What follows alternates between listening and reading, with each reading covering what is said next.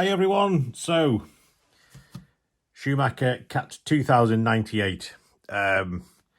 Yeah, I've not driven this car, but as you all know, yes, I am a bit of a Schumacher fan. I've not run a Schumacher at all this year, so I've decided this year I'm not going to race a Schumacher, and so far I've not raced a Schumacher once.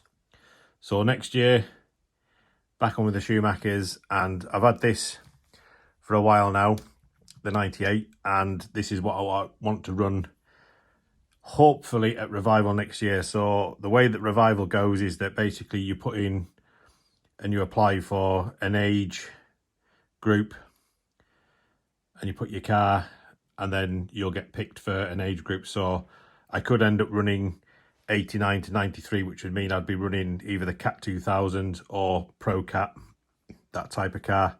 But I'm really hoping that I do get in with this one.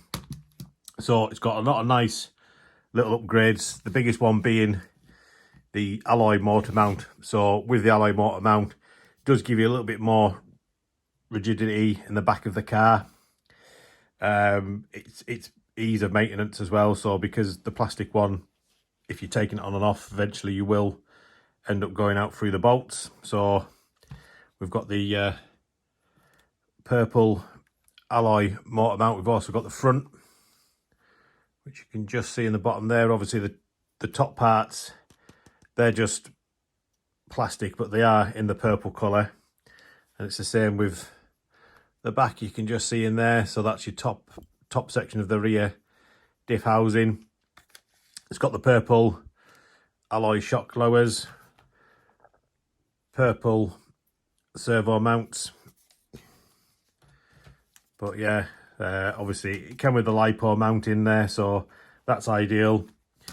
So I'm guessing, yeah, looking at that, I can run a full height, so it looks 3D printed. So that'll be a good little addition. So I've not been through this. Like I say, it's been sat on the shelf. The shocks feel nice. I mean, you could probably just bung it straight out on the track. Maybe want to stiffen up the front a little bit.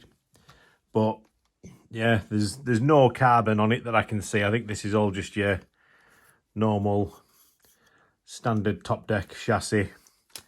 But yeah, it's very interesting to see. It's obviously a lot of cut out on there. On your original one, you'd run 3 cells there, 3 cells there. So it was basically bringing everything into the center and making it really low center of gravity. So the shocks, I mean, you can just see the angle of the front shocks and the rears. Probably better from the back, is it? Ooh, sorry about that. So yeah, you can just see how the shocks are really laid down. So it gives it a really low overall height. So these do go well on the track. I've seen a few people that run these at Revival and places, and absolutely great on the track. I won't be getting the same results. My driving skill is not up there with the fast boys, but yeah, I don't think there's a great deal I need to do to this car.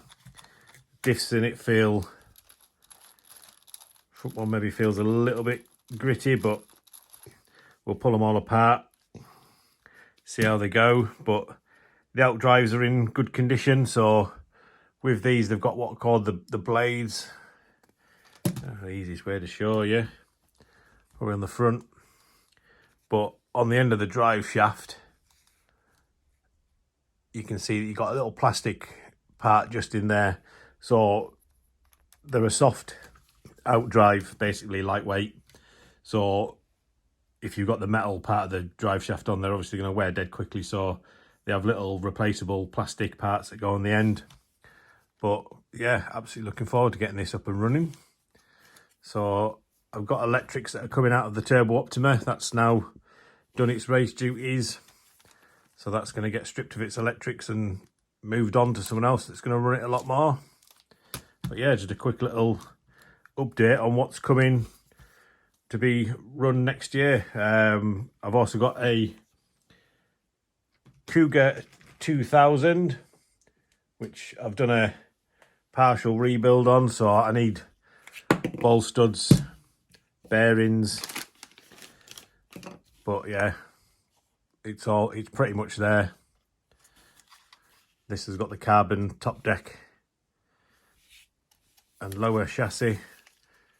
But yeah, so this is the Cougar 2093. So this runs in your same age groups as your Cougar and Cougar 2s. I do have the later one, the 95, which is what I'm going to hope to run again, because that'll go in the same age bracket as the Cat 98. But yeah, that's it. Just a quick little look.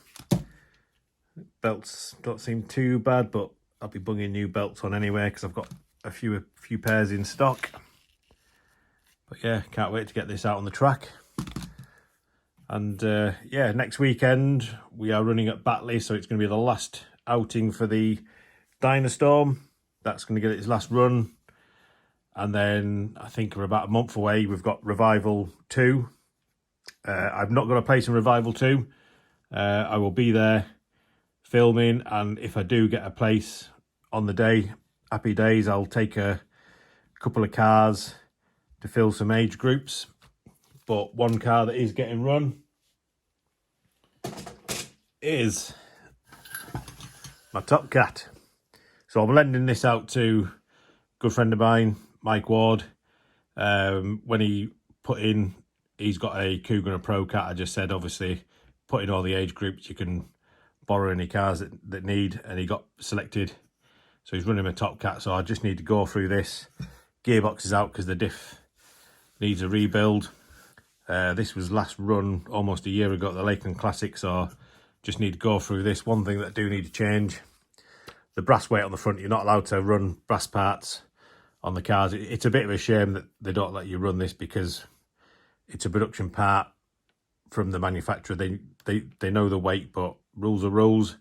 So this is going to come off. So I've got the plastic part ordered. I'm going to look at altering it so that I can run a ball stud on the steering, because obviously it disappears under there. So the plastic part we can hopefully cut out, and then rather than just having the rod on there and the servo saver, I can get a stronger and better servo saver on it. But yeah, don't know what else we're going to do to this, but I'm going to look at maybe upgrading the shocks to some modern small bore. Don't know where they're at. Can't see them. No, I've not got them to hand. I know they're around somewhere. I need to find the fronts. So the rears will go on nicely. The fronts may need a bit of work because they're going to be slightly longer in these. Obviously, I've got the front shocks elevated up on there. Whether it made a difference or not, I don't know, but it went all right when I drove it at the Classic last year. So yeah, that's it. A little update on how the Schumachers are slowly coming back in, and then next year there's already a couple of races confirmed. So we've got the Model Sport 50th anniversary. I've entered that. I've got into it with the Cougar and the Pro Cat, so I'll be dragging Trigger's broom out. He'll be getting thrown out on the track on that, as well as the Pro Cat, which again, both cars need a good going through because they've not been run for a year, but also they've had a good year of running with little or no maintenance, but they've never needed it. Once you've got a Cougar built up and Pro Cat built up right, they'll just keep going. So that's it. So if you're wondering why I've not run any Schumachers, that's it. Just had a year out. But yeah, we've got some nice Schumachers ready to hit the track next year when we get back up and running with them. And this will be one that I'm looking forward to running. But that's it. I'll have a video next weekend. Like I say, we're at Batley, so I'll be doing a video there. Good little event. It's on a grass track. Nice little club. And yeah, hopefully we do well. Like I say, I've got the Dynastorm for that, so that's its third. Yes, it's going to be its third outing, and I'll probably have the RC10 40th as a backup, just in case anything does go wrong. But touch wood, the good old Dynastorm has been going absolute great. So That's it. Take care, everyone, and we'll see you soon. Cheers.